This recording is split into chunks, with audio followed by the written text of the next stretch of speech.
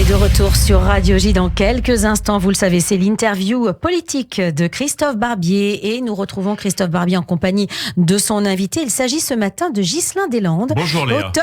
J'ai imité Christophe Barbier, mais ça marche.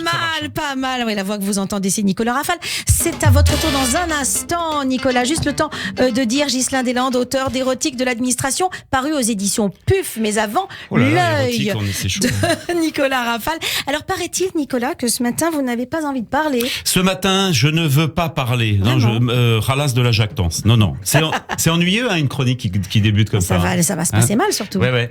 Ce matin, je veux me taire. En cette journée mondiale de ceux qui préfèrent se taire de peur de passer à côté de quelque chose d'intelligent à dire, ce qui est mieux tout de même que la journée de ceux qui parlent alors qu'il ferait mieux de se taire, j'en ai marre.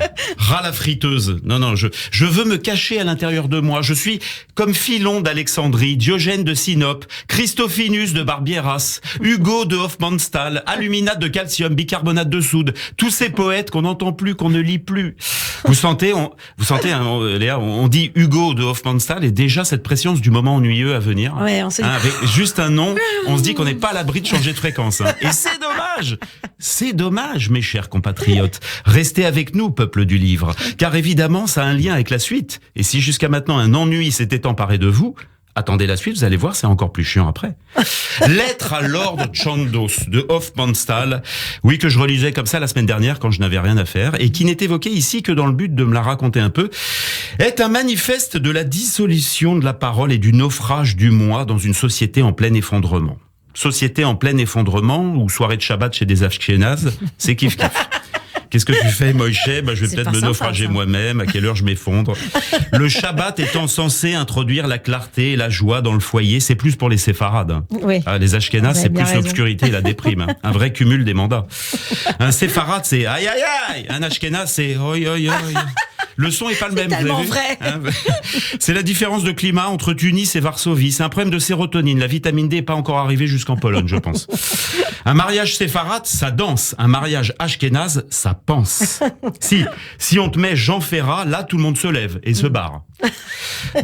Donc Hofmannsthal, lettre à Lord Chandos, le protagoniste, arrête sa vocation. Il arrête tout. D'être écrivain.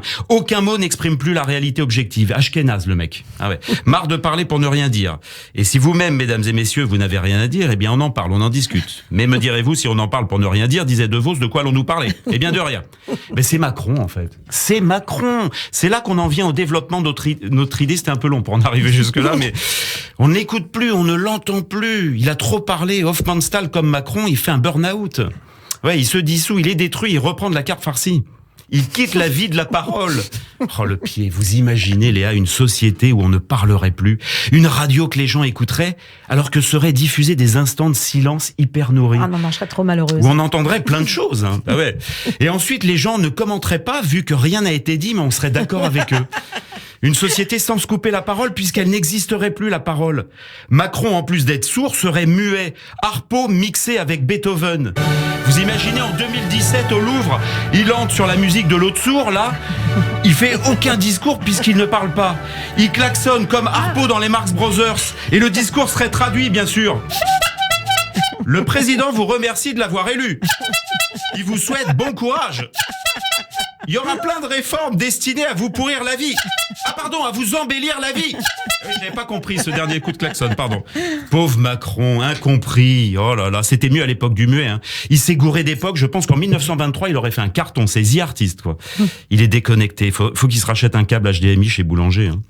Ah non, je pense qu'il faudrait, parce qu'il reste quand même 4 ans à faire, c'est long, hein. Déjà que 5 minutes de chronique, c'est long, alors vous imaginez 4 ans. Je pense qu'il devrait trouver une astuce pour mieux faire passer ses allocs, quoi. Ouais, quand je parle d'allocs, je parle de ses allocutions, hein. Pas de ses, enfin, je pense pas, il envoie pas de la famille, il envoie pas de l'argent à sa famille à Amiens, par Western Union. On l'avait bien compris, je crois. Ah bah, d'accord, ok. Enfin, je crois pas. Donc, je pense qu'il devrait parler toujours accompagné d'une musique pour nous coacher. Alors, j'ai tapé musique gym senior sur Internet. Voilà. Donc, c'est, allez, allez, bah alors, peut-être que les gens peuvent chez eux. Allez, vas-y, allonge l'index senior. Super, 64 ans, très bien. Maintenant, tu mets les mains sur les oreilles, comme ça tu n'écoutes plus ce que dit Macron. Tu fouilles dans ta poche droite, tu fouilles dans ta poche gauche, tu ne trouves pas d'argent, tu appelles Michel-Édouard Leclerc. Bon, allez, et vous regarderez la vidéo, hein, chers auditeurs, hein, comme ça vous verrez un peu les gestes, hein, c'est important. Allô Michel, attention, tu te saignes. Ouais, là, tu te mets des... Voilà. Alors là, tu mets les mains vers le ciel, c'est le dernier geste le plus dur, ouais, et tu montes les épaules, tu plisses la bouche, c'est le désarroi, comme ça, 8 fois de chaque côté. Bah c'est comme ça, voilà.